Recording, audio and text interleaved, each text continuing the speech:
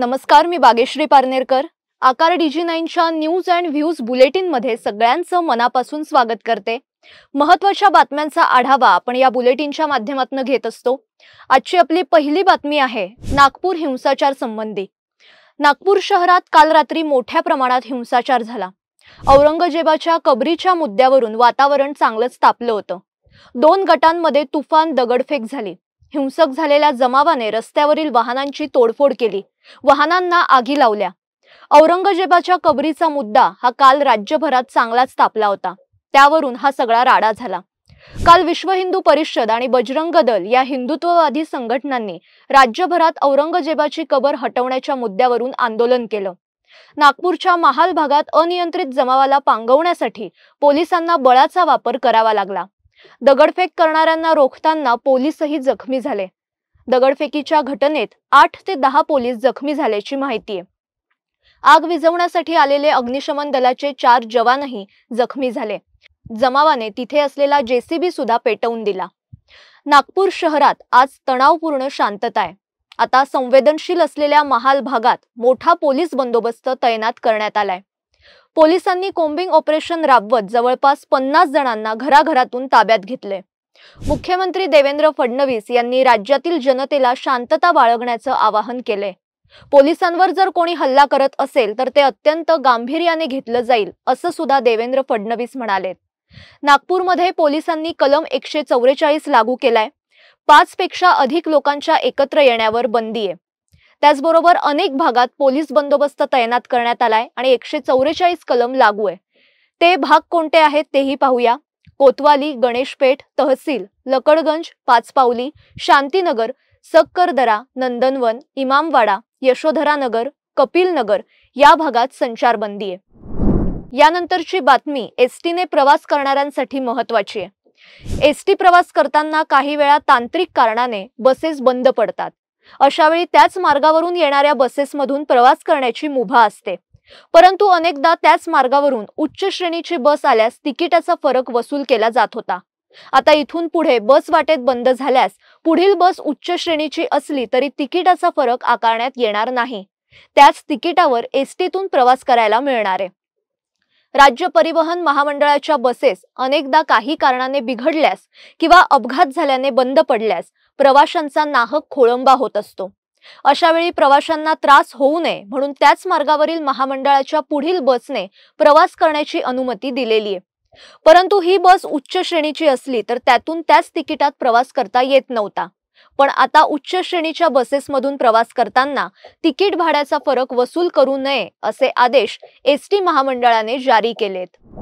यानंतरची बातमी आहे अखिल भारतीय मराठी नाट्य परिषदेचे अध्यक्ष प्रशांत दामले यांनी सोमवारी माटुंगा यशवंत नाट्यसंकुल इथे झालेल्या नियामक मंडळाच्या बैठकीमध्ये नाट्य परिषद अध्यक्षपदाचा राजीनामा दिला.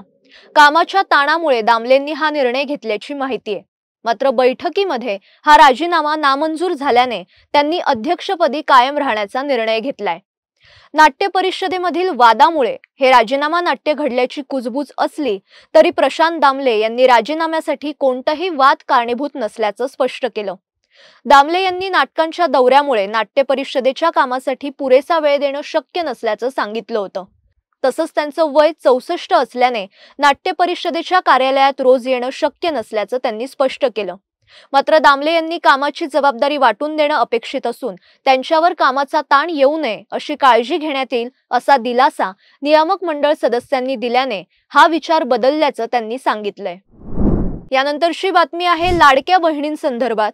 विधानसभा निवडणुकीनंतर लाडकी बहीण योजनेचे निकष बदलणार असल्याच्या जोरदार चर्चा होत्या. त्यावर उपमुख्यमंत्री तथा अर्थमंत्री अजित पवार यांनी मोठं विधान केलंय.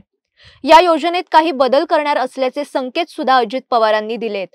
आम्ही या योजनेत काही दुरुस्ती करणार आहोत, पण योजना बंद करणार नाही. तसंच लाडकी बहीण योजनेतून ज्यांची नावं वगळण्यात आली आहेत त्यांच्याकडून या आधीचे पैसे घेतले जाणार नाहीत असंही त्यांनी स्पष्ट केलंय. 1500 रुपयांची थेट रोख रक्कम बहिणींना मिळते.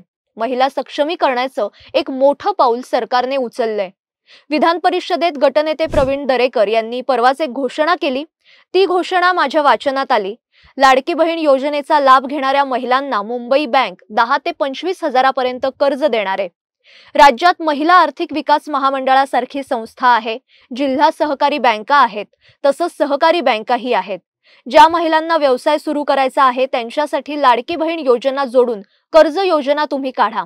म्हणजे ही योजना केवळ मदतीची राहणार नाही, तर त्यामधून महिलांचं सक्षमीकरण करण्याच्या बाबतीत आपण आणखी एक पाऊल पुढे टाकू, असं अजित पवार म्हणालेत.